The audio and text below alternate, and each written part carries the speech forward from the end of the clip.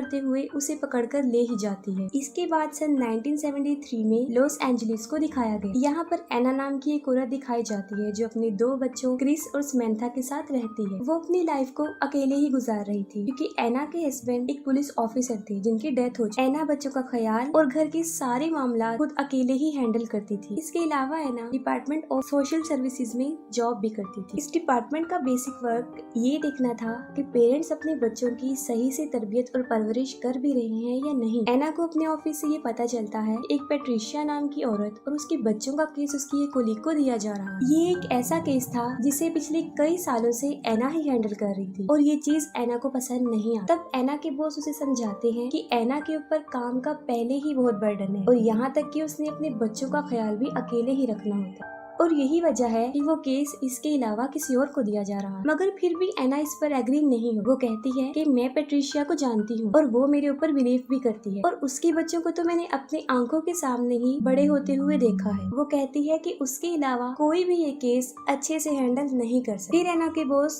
उसकी बात पर एग्री हो जाते हैं और वो केस एना को ही दे देते हैं। पैट्रिशिया के बच्चों के स्कूल से कॉल आती है कि वो फिर से स्कूल नहीं आ रहे हैं और यही वजह है कि एना को उनके घर जाना था, जिस पर उसके बॉस उसे कहते हैं कि वो अपने साथ एक पुलिस ऑफिसर को भी लेकर जाए और एना एक पुलिस ऑफिसर के साथ पैट्रिशिया के घर पहुंच ही जाती है। सबसे पहले पैट्रिशिया सबको अंदर आने से मना कर देती है, लेकिन फिर एना उसे बताती है कि वो सिर्फ अकेले ही अंदर आएगी और इस बात पर पैट्रिशिया उसे अंदर आने देती है। एना देखती है कि पैट्रिशिया बहुत बुरी तरह डरी हुई है और वो फिर उससे उसके बच्चों के बारे में पूछती है, जिस पर वो कहती है कि वो सेफ, लेकिन एना को उसके बच्चे नजर नहीं आ रहे होते। फिर एना को एक डोर नजर आता है जिसके ऊपर बहुत ज्यादा आइस की पिक्चर्स बनाई होती है। एना उस डोर के पास जाती है जिसे देखकर पैट्रिशिया बुरी तरह भड़क जाती है। वो एना पर अटैक करती है और उसे मारने की कोशिश करती है। तभी फौरन पुलिस वाला वहाँ पर आ जाता है और पैट्रिशिया को पकड़ लेता है और इसी दौरान एना पैट्रिशिया के गले से एक की निकाल लेती है, जिस पर पैट्रिशिया उसे कहती है कि उस डोर को मत ओपन करो, लेकिन एना दरवाजा खोल लेती है और उस डोर के अंदर पैट्रिशिया के दोनों बच्चे होते हैं। वो दोनों बच्चे भी बुरी तरह काफी डरे और सहमे होते हैं और एना को कहते हैं कि दरवाजा बंद कर वरना वो हमें मार दे। एना को इस बात की बिल्कुल भी समझ नहीं आती कि वो बच्चे लाल और रोना की बात कर रहे हैं। इसके बाद उन बच्चों को चाइल्ड सर्विस शेल्टर में भिजवा दिया जाता है। एना देखती है कि उन बच्चों के हाथ में जलने का निशान है, जिस पर वो बच्चे कहते हैं कि ये उसने ही किया। तब भी एना को समझ नहीं आती कि वो किसकी बात कर रही है। इसके बाद एना अपने घर चली जाती है और रात के वक्त लाल और रोना पैट्रिशिया के बच्चों को पानी में डिबोकर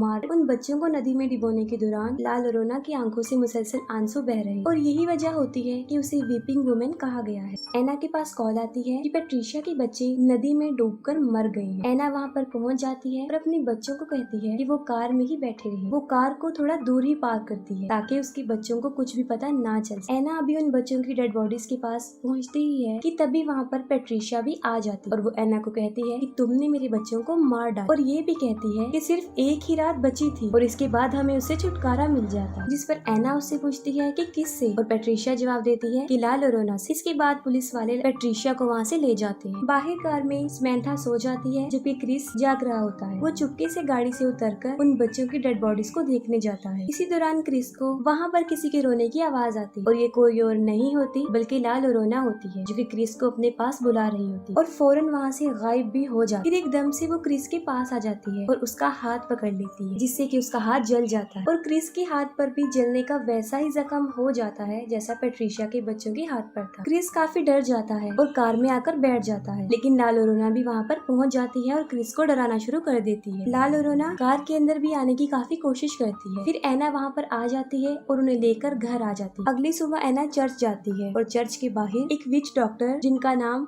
रेफल ओलिवेरा होता है वो खड़े होते हैं। वो अपने जादुई वर्ड्स की मदद से लोगों का ट्रीटमेंट कर रहे होते हैं जिससे कि वो ठीक हो जाते हैं। एना फादर से लाल और रोना के बारे में पूछती है और फादर उसे लाल और रोना के बारे में सब कुछ बता देते हैं। समैंथा जो कि अपने घर में खेल रही होती है और उसे भी वहाँ पर लाल और रोना नजर आती है। लाल और रोना समैंथा का हाथ भी पकड़ के उसे कर्स बना देती है और समैंथा के हाथ पर भी जलने का जख्म बन जाता है। एना घर आ जाती है और वो देखती है कि समैंथा बहुत ज्यादा डरी हुई है। एना उसके हाथों पर जले हुए जख्मों के बारे में पूछती है। तब समैंथा झूठ बोल देती है कि मैं कहीं पर गिर गई। फिर एक डिटेक्टिव जिनका नाम कूपर होता है वो एना के घर पर आते हैं जो कि एना के हस्बैंड के फ्रेंड थे। कूपर एना को बताते हैं कि पुलिस वालों को पैट्रिशिया पर ही शक है कि उसी ने ही अपने बच्चों को मारा है, लेकिन पैट्रिशिया और उसके गवाहों का ये कहना है कि मर्डर के दौरान Patricia full time time church में ही थी। कूपर एना को एक फाइल देते हैं ताकि वो पेट्रिशिया के केस के बारे में थोड़ी सी इन्फॉर्मेशन ले सके। फिर दूसरी तरफ हम देखते हैं रेफल को, जो पेट्रिशिया के घर में होते हैं और लाल और ओना के आंसुओं को कलेक्ट कर रहे होते हैं।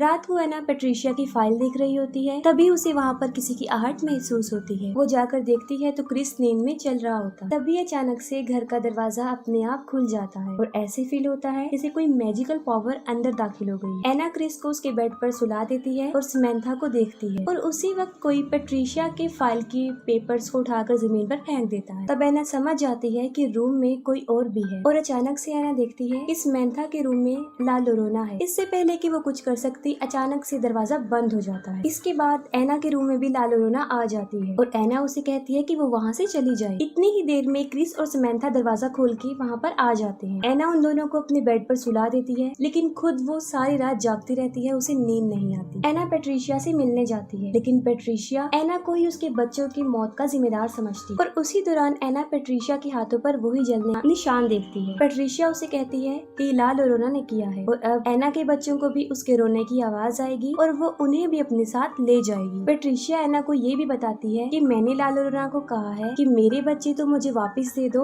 और एना के बच्चों को ले जाओ। क्रिस को किसी के रोने की आवाज आती है। पहले तो ला लोरोना उसे डराती है और फिर सीढ़ियों से उसे नीचे गिरा देती, लेकिन मौके पर ही एना वहाँ पर पहुँच जाती है और उसे हॉस्पिटल लेकर जाती है। जब डॉक्टर क्रिस के हाथों पर जलने के जख्म देखता है तब वो डिपार्टमेंट ऑफ सोशल सर्विसेज को कॉल कर देता है। रात को एना के घर पे कूपर और उसकी कोलीग डोना आते हैं और वो ये चेक करने आते हैं कि कहीं एना अपने बच्चों के साथ अब्यूज तो नहीं करती, कि किसी किस्म का कोई तशद्दुद तो नहीं करती। फिर एना क्रिस से ला लोरोना के बारे में पूछती है और वो उसे सब कुछ बता भी देता है। दूसरी तरफ ला लोरोना समंथा को पानी में डुबोकर मार रही होती है, लेकिन मौके पर एना वहाँ पर पहुँच जाती है और उसे बचा लेती है। इसके साथ ही ला लोरोना एना को भी कर्ज कर देती है और बड़ी मुश्किल से एना अपने बच्चों को वहाँ से लेकर भागने में कामयाब हो जाती है। एना चर्च में फादर के पास आती है, तब फादर उसे बताते हैं एनाबेल डॉल के बारे में, कि जब वो एनाबेल डॉल को लेकर आ रहे थे तब उस डॉल ने उन्हें बुरी तरह जख्मी कर दिया और वो ये भी बताते हैं कि इस तरह की चीजों में शैतानी ताकत होती है और चर्च तुम्हारी हेल्प भी करेगा। लेकिन उन्हें चर्च से सर्विसेज लेने में कई हफ्ते लग जाने थे, लेकिन एना के पास इतना वक्त नहीं था